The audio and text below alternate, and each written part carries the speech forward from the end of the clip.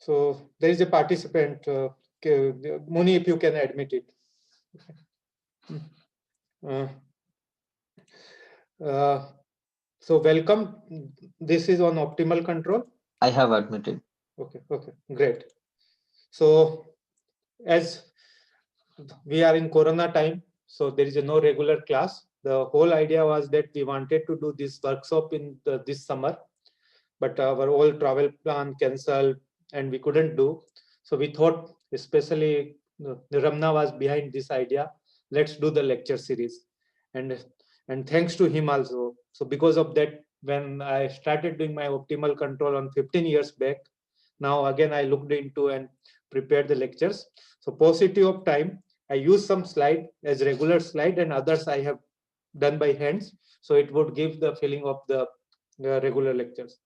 So this is the first lectures on the learning and control, and we look the concept of the optimal control. Okay. So when we look into the optimal control, let's look into static optimization. So optimization problem, we can formulate it in terms of unconstrained and free optimizations. So regular cost function. So their free variable is there, and whatever we have learned in our differential calculus, we can apply there and solve that problem. Other way we can look into the constraint optimizations. That means some constraint is there, and usually we look into equality constraint. There are methods where we can look into inequality constraint, but today we'll not talk about this. And quickly I'll give you one or two examples. Okay, numerical examples. I think only I have one example. So this is the idea, unconstrained and free optimization. If we have curve, so I will use for cost function j, x, and ix. So I can use so we can have a local minima, global minima, inflection points, so slopes.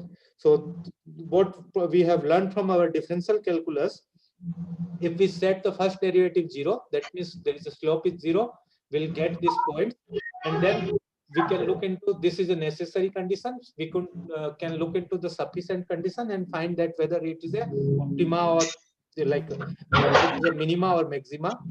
If we have a more points, we have to, each point we have to go and look into, and like see here, there is 1 and 4, both looks into the kind of the global optima. Based on which value is high, we can say that okay, it's a global maxima. And then so what is the math behind this? So what you can see, that see we are doing perturbations. So there are different theories. So we can use, we perturb around that point and then use the Taylor series here, and what we'll get this expression. So what, irrespective of deviation, whatever deviation is that, if make this 0, now this is a square term, it will not depend on that. Okay, so that it will be independent of this deviation, and this will give us the maxima and minima point. And then for sufficient condition, we'll look into the second derivative. This is for a scalar case. If we have a vector case, we can take the gradient and Hessians. So del j by del x, this will become your gradient, and this will become Hessians. Okay. Only things we have to be careful when I am writing del x, then I have to write del x transpose del x. Okay. I should be careful about notations, but this in general is true. So this gives the idea. And whenever we have constraint, so the problem become like constraint optimization. So how do we solve?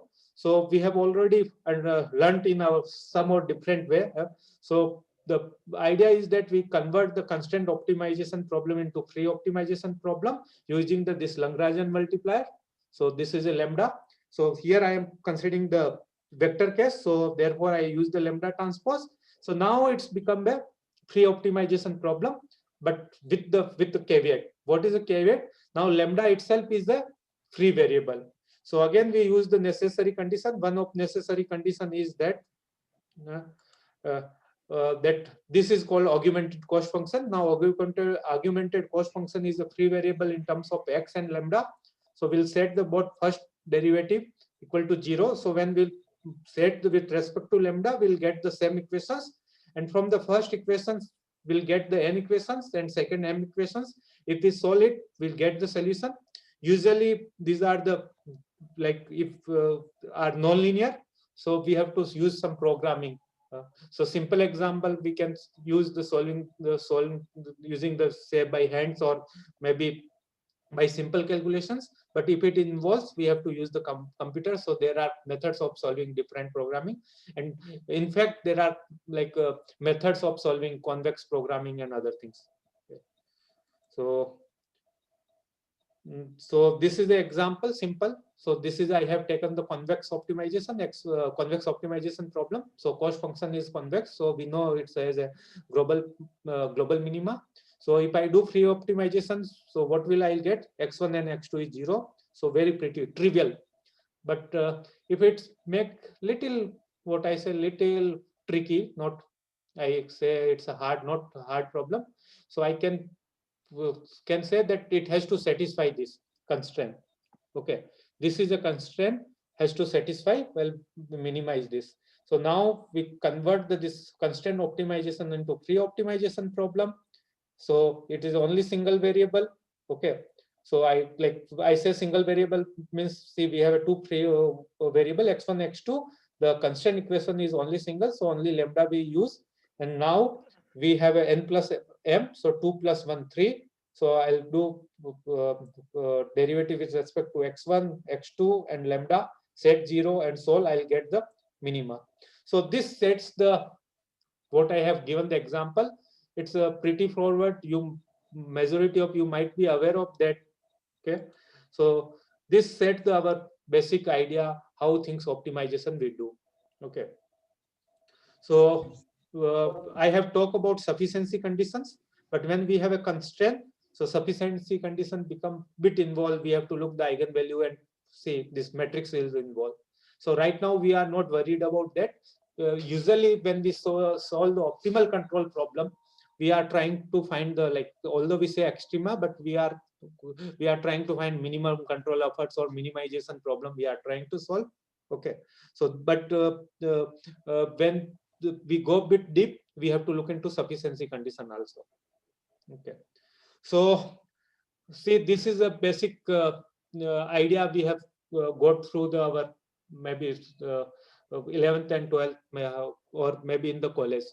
Now, how does it development happens? So if you look into, see, we are using the differential calculus. What happens? We are setting the derivative to equal to 0, and for sufficient condition, we are looking into the second derivative. So that is the idea.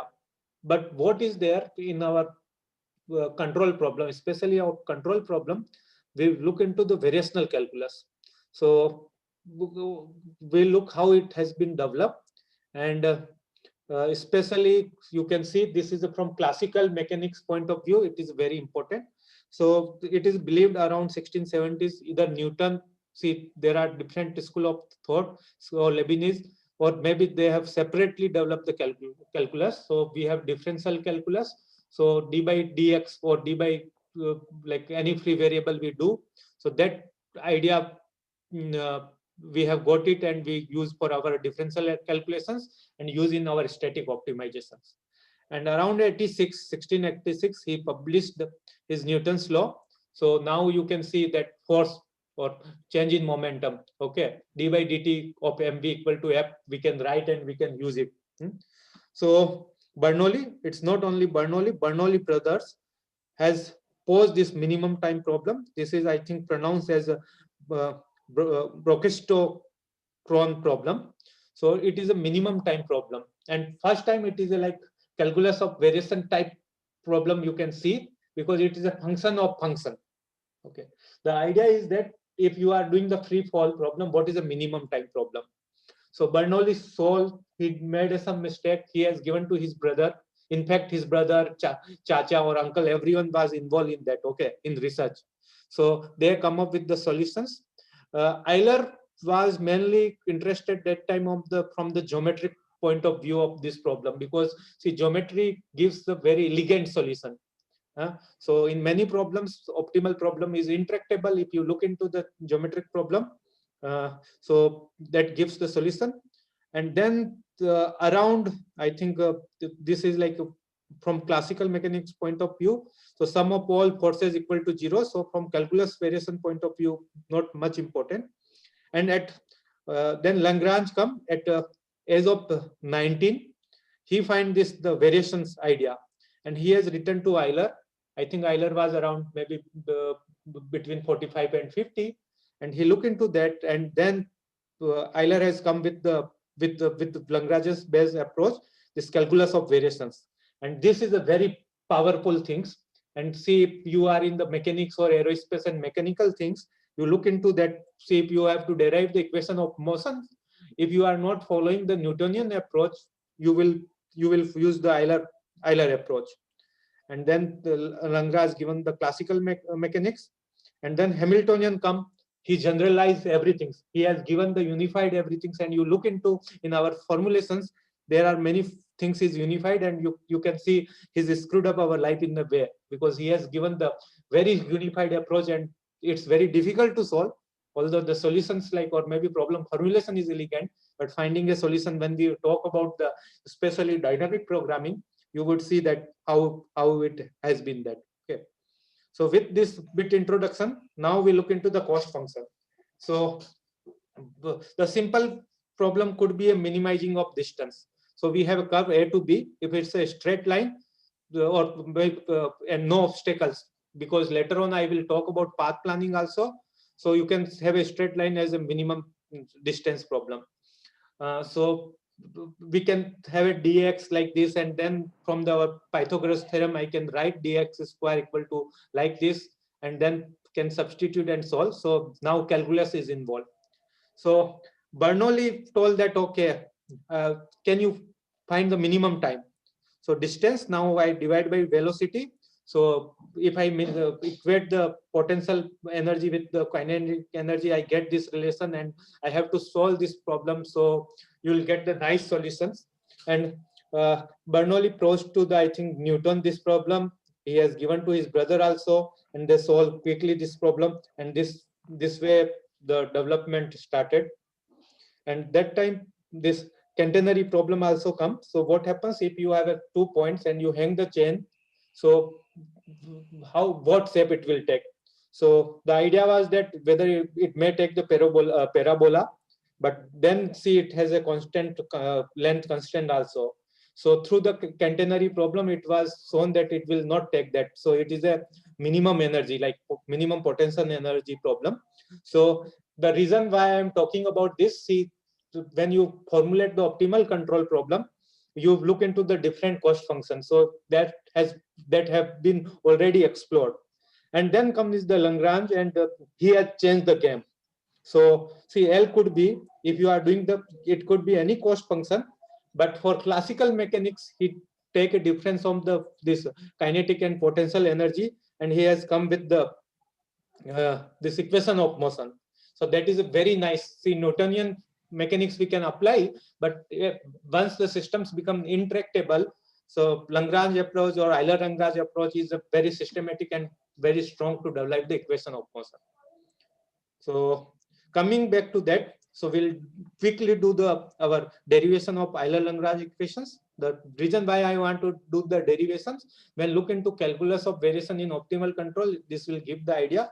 So I is my cost function. Now x and x dot. So my x dot could be in terms of this f of x.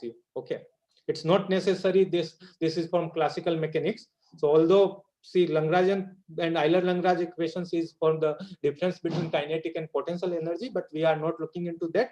So now I'll take the variation, so that I represent by del I. So that will be del L, and there are two variables, okay, x and x dot. So I'll take this variations I can represent in these equations. Now, if I substitute, this will be weak form of optimization because delta x dot is appearing. So I want to get rid of delta x. So I can do the both, see, delta x dot is there. So d by dt I can bring in outside, and del I can take inside. and I can do this because Leibniz told me. So I am fine to do this. And then this is the equation. I do the integration by parts. Okay. So I am sorry where I am stopping somewhere, because the reason is that people are joining. So when I see on my screen, I am admitting them. So when I do the integration by parts, so I get rid of our delta x dot, and then I get this term, and then I'll substitute this term. So what happens?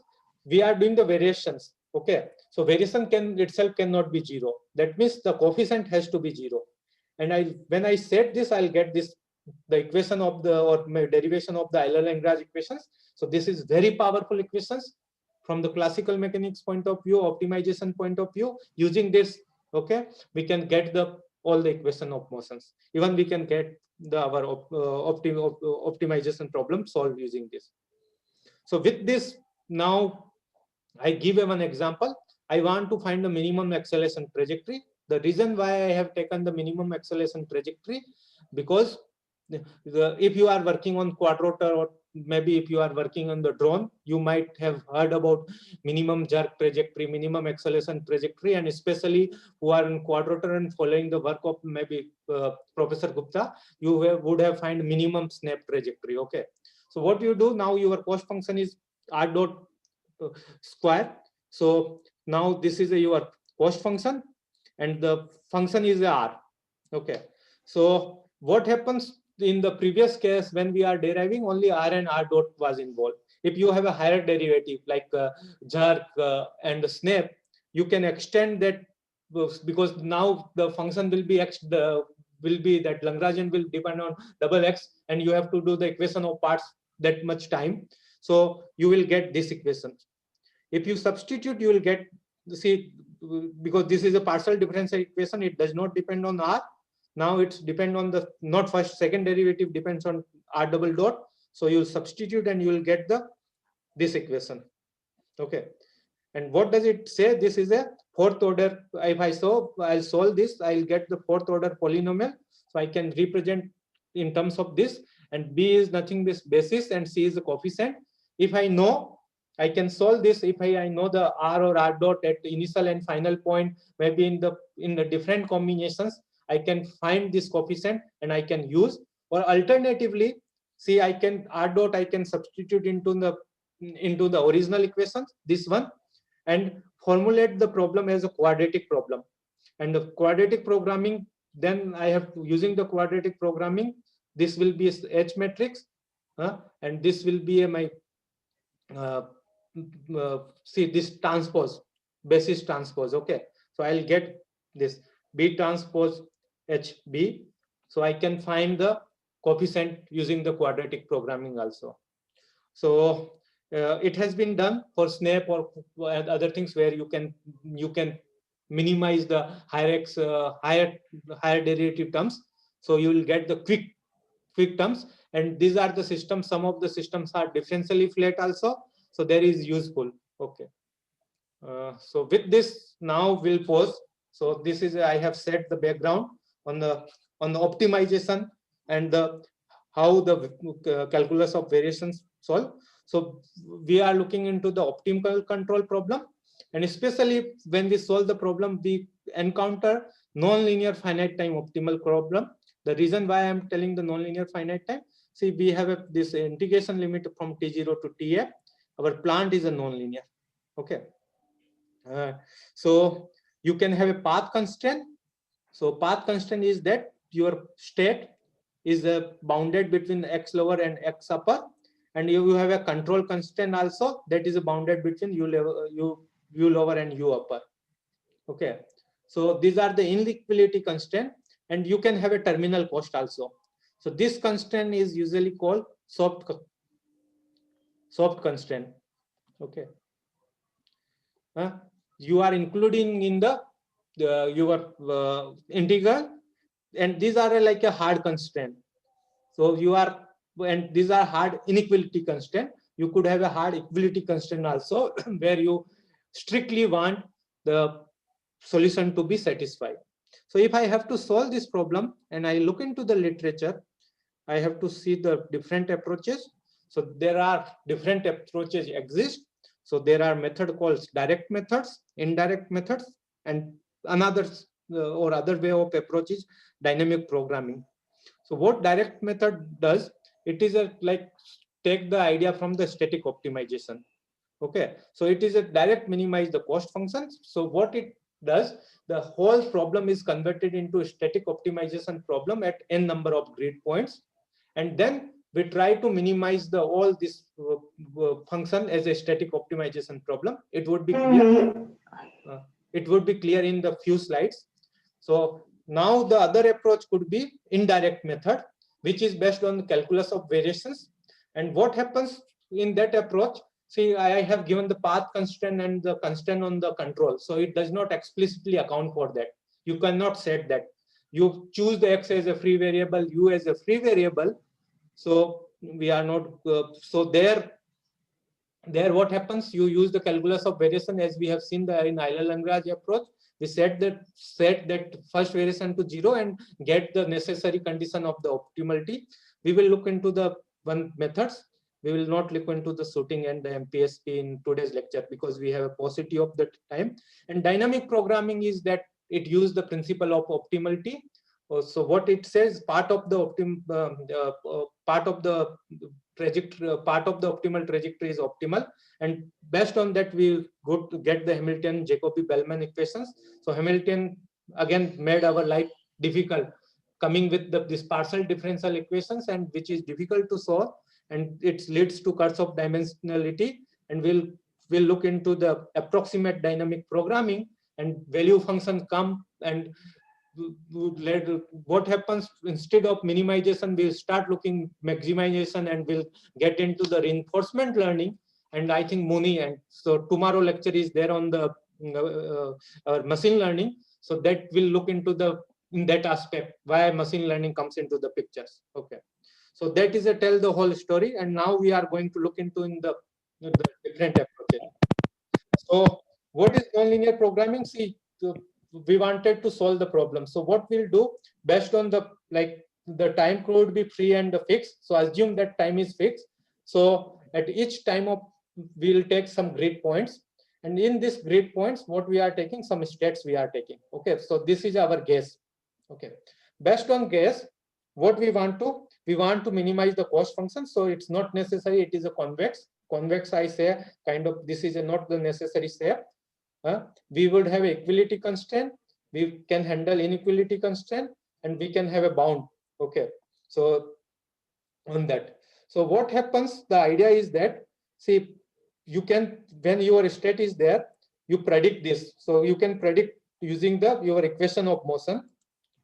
So equation of motion can be predicted using this, using your numerical methods. That could be RK4 or Euler method or trapezoid or Simpson's rule, and whatever you have already assumed some state here. So since you are solving the direct problem, you want your state can be not discontinuous. So you have to force inequality equality constraint on that.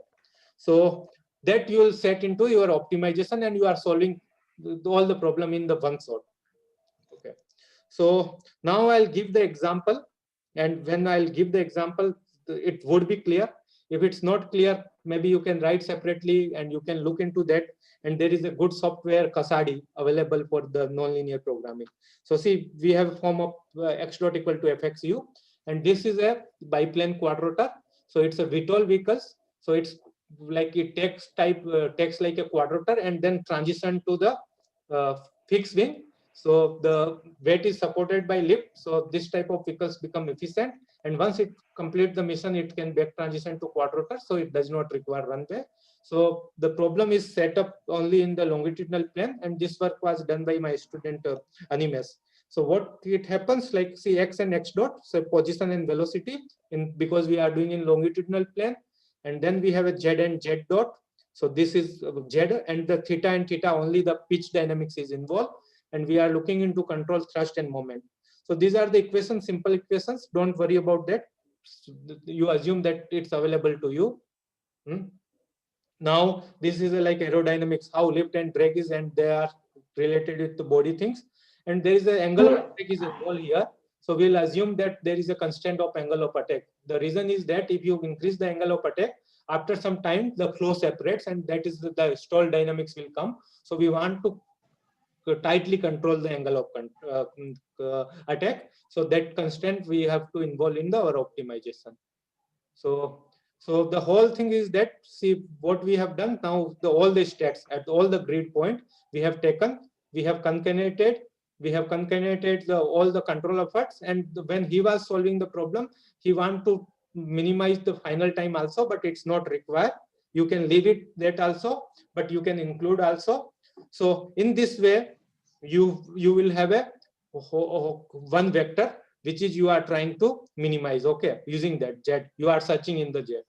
So see, I have written here x1 u1, x2 u2, and then this is equality constant. One is come from the dynamics. So if you remember, I have shown these pictures, right? So this gas things you will take, and then you have to. So this will come from your equality constraint. Then you have a different the different constraint. So in this problem, constraint has come. So you start from the VTOL, and then you want to transition to the forward flight. So that has been given here. And similarly, you can, if you are doing the back transition, you can involve there. So this like cruise to hover or hover to cruise is there. And some of things we can allow it to leave it to the free. The reason I am discussing the problem this, so you'll get the idea how to set the problem. Okay. And these are the constraints we have put on the position, because it should not take much time to the transition. Okay. And on the theta, thrust, and the moment. So when you solve this problem, so there are different optimization problem, or the optimal, like you can search algorithm. It could be interior point, thrust region, sequential quadratic programming, legacy, and active set. So we have used two. So you can look into that. And as I was telling that Kasadi, if you are interested in that, you can see this open source tool for NLP, nicely written, and it gives the example also. So with this set of parameters, we get the things. So I'll see that, say if you are looking into that jet, it do the transition, back transition, and settle nicely. Okay. So these are the control is, see the way it has been bounded between the way we have given the lower and upper limit. Similarly, moment and angle of attack. See, we were controlling strictly, so it does not stall. So you can set this problem, but the disadvantage with this problem is that, see, you are solving every grid point. So you need some methods where you can see between one grid point to another grid point, u is a like constant. So either you have to fit polynomial, and these problems are usually difficult to solve in real time. So reason is that, see, you are discretizing and you are trying to search the method. So they are not suitable for online, and it takes a lot of time. So they are usually not preferred. So the alternate approach is now calculus of variational approach. That is the optimal control. If you are talking about optimal control, in general, we are talking about this method. Okay. So what is there? We have seen the optimal control problem. So we have a terminal constraint. Our cost function is there, and our dynamical constraint. So that is our state space equation. We are subjected to this. So what we will do now? So this is a like constraint problem. So we convert the constraint problem into creep optimization problem using this Lagrangian approach. So this is our argumented cost function, and lambda transpose is there. So as we did for in the earlier, we'll look into the variations, but we define Hamiltonian also. So this will give the idea also, and the Pontryagin minimum principle come into the pictures also here. So now we'll look into the variation of the argumented cost function. So variation of the terminal cost function, variation of Hamiltonian, and variation of this term. So again, this is a big form of the optimization because delta x dot is involved. So again, we do the integration of part, and we'll put all the terms. So you can look into the different literature. I am giving the idea. So you put this all substitutions, and you'll get these equations.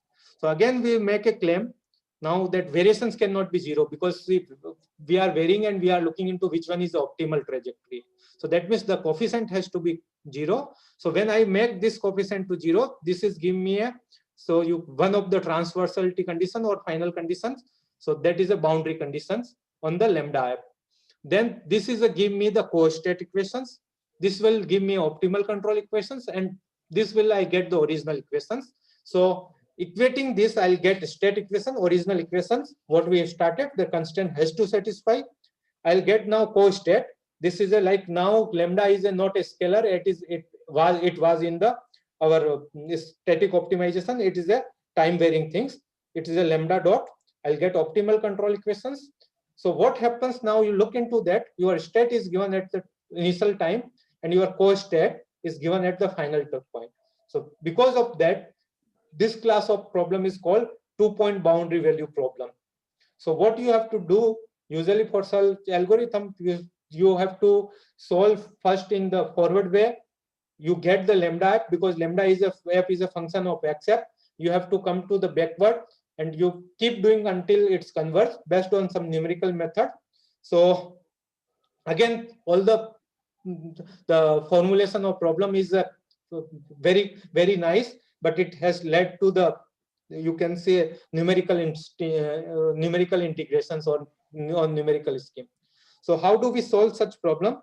So one of the popular approach is a gradient method. What does it say? You take some gas history and you satisfy the all conditions. That means you satisfy the state equation, you satisfy the co-state equations, and you satisfy your terminal condition. And how would you make them satisfy? So you'll take a gas history. When you are doing the forward integration, this equation will already satisfy. And whatever you have got the on final time, because you have got some xf, based on that you compute the lambda f, so you will satisfy this. Now you do the backward integration, you will satisfy the co-state equation. Only things which we could not satisfy the optimal control equations. Okay, so this is the lab. Now what it says, you choose delta u, some things like this. Okay, so what it says, some learning rate and del h by del u. If I substitute in original equations, it is guaranteed that my cost function will reduce and will settle to the minima. So this will give me how the control updates. So this is one of the approach. So compared to the direct method, this converge faster, but again, but it is not useful for the real time purpose. If you are using the RTOS or anything, if you want to use this, such approaches are not very elegant. So you have to store in some way, and you can use in a feed forward way. Okay, so I think this ends the my theoretical discussion on the optimal control problem. So we use this optimal orbital transfer problem. Bharat is here, so in his master thesis he solved. So this is a two-body problem. So standard, this is you have a center body and you have a one satellite. So you can give the equation of motions, and this is if you if you want to do the optimal orbital transfer, this is Hopman transfer is there. But if you have continuous thrust, you can pause the minimizing the thrust. And see, we are in a heliocentric frame. We want from the Earth frame to the target frame. So we can use the two center body and come into this. So these are the initial condition is given. So we can use the gradient method and we can solve the problem. I am sorry, I am not showing the trajectory. Again, paucity of the time, but you will get the trajectory similar to that. Okay. So you have looked that we can solve the using the optimal control using the fixed wing type of the problem, and we can solve the problem using the a spacecraft type of the problem. So optimal control has been almost employed in all the aspect of the, you can say, of the life. Okay. So what happens, another one class of the problem is you can see a linear system. So if we use that linear quadratic regulator, so what is there? See, you want to make the final states to the zero. That's why it's a regulator, right? So one could be a finite time problem. So because you are taking the finite time, so you not make the exactly zero or maybe arbitrarily close to zero, but small value. So that will be your terminal constraint, and this is where your running cost. So this is your linear system. And so based on that, what we have derived, we'll get this boundary conditions. Based on that, we can guess that our co-state will be like this. So I'll take lambda dot and do the algebraic substitutions. And for co-state, we know minus del h by del x. So when I substitute, I'll get this differential Riccati equations. So again, when I am solving the finite time problem, I have to integrate forward, back integrate, because I'll get this p dot, and then I can use into this control, because p is involved in control, and I can get the optimal control problem. So many of you who has solved the LQR problem must have seen this problem. So what happens if we are solving the infinite time problem? So what happens? This p dots become 0. Okay, and then there is a no terminal cost, because you have infinite time. You can, that is guaranteed to be 0. So this differential Riccati equations become algebraic Riccati equations. So only in one time you have to solve, and you can find the p, and then you can use in control, and like you can use double integrator. Example is that you can solve that such problem. So what happens sometimes, this nonlinear problem you can represent in the such form using the state dependent Riccati equations. So what happens, the time point wise you are solving the LQR problem. So that is just giving the idea who has some idea about optimal control, but I will not get into the details because this is a kind of introductory. So now coming to dynamic programming. So what is a dynamic programming? As I told, it uses the principle of optimality. A part of optimal trajectory is optimal. So what happens if we look into the continuous case? It would be a bit difficult. So for motivation example point of view, I am using the like path planning problem. So I have a starting point and a target point. So if obstacles was not there, I could have joined by a straight line. Since obstacles are there, I cannot join this. So what I'll do, I know this, I'll take this all edges and the vertex, and what I'll find the path between the target point to the wherever I can connect to the direct this vertex. Okay, and from this vertex too, I find another things. So I'll get this graph. Okay, now for each graph, this nodes. Okay, this vertices, I'll store some this cost function. In this example, this will be the, you can say, based on their Euclidean distance. Okay, so what the dynamic programming said, this is my optimal trajectory. If this is my optimal trajectory, okay, the problem if I am solving like this, and I have some b prime, okay, this dot, so I'll take b prime here, not here. So this cannot be an optimal trajectory because this has to be desired. If this b prime could be an optimal trajectory, then this would have choose. So solving this problem, what I have to do, I have to come from the you can say from the inverse way. So whatever is final condition is there, or maybe reachable set is there, I have to back propagate and have to calculate all the states. And like in this case, what I have from the target, I have come to the each node, and I'll see the which node has a minimal path, and from this two I'll see what is minimal path and minimal path. So for each one I will compute, and then I'll choose the best path. Okay, and that would be the best path, whatever you will take it. Okay, so so for continuous time, this is a usually difficult problem. So using this, like you can say matrix form or and discrete form, it has been solved, but we will look into the now in the continuous form. So again, when we do derivation, we'll get the Hamiltonian Jacobi-Bellman equations. So what is there? See, now what happens? See, your cost function is this form, and we have looked into this. Now when we are solving this form, we assume that u is in some set u. So we are putting the constraint on the u. So if you remember optimal control, when calculus of variations, we are not assuming that. So this will, what happens, this will give that u is choosing bounded. So the way state is evolved, that will be also the reachable set will be now finite, not be infinite in some sense. So but it does not include the path constraint. So what happens? We use the principle of optimality. The whole T to TF we converted into T to delta T plus delta T and T plus delta T to TF. And for optimal cost, we write this a value function. This is a, you can see, utility function, and this is a cost to go.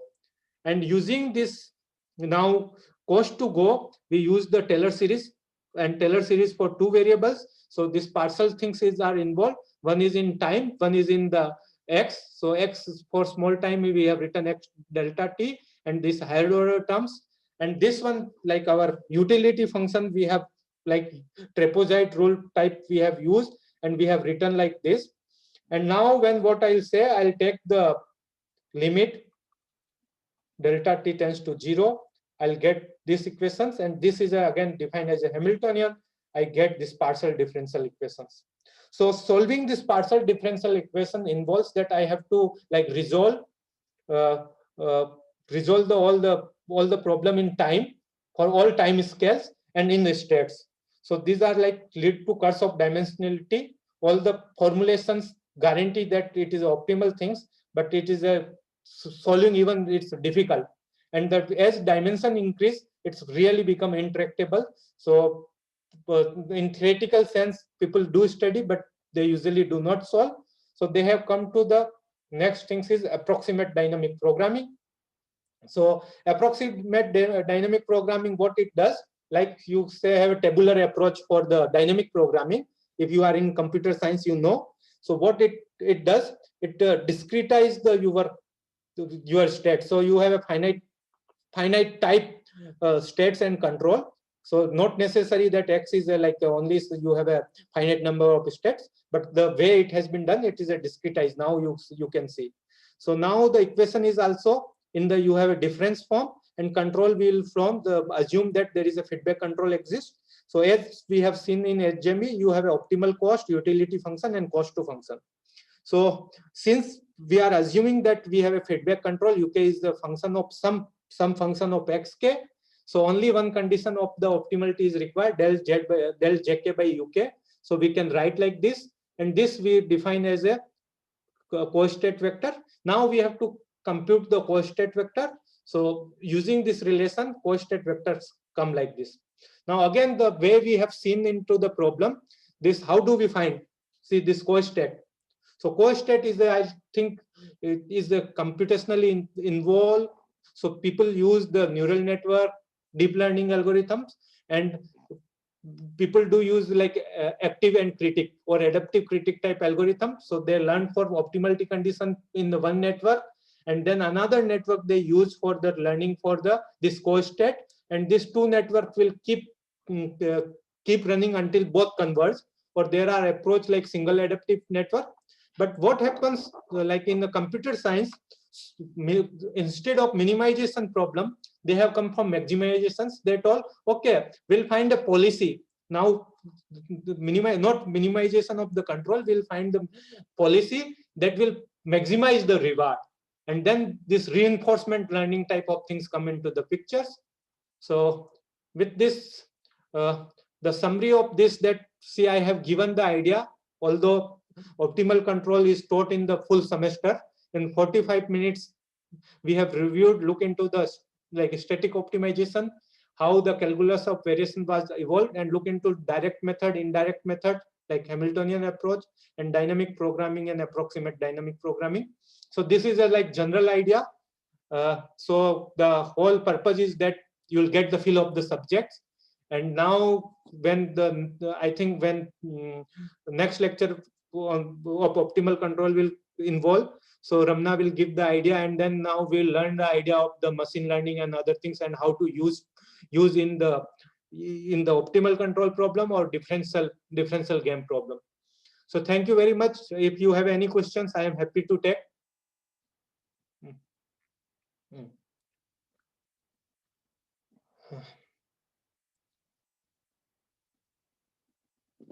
Yes, yes, Tushar.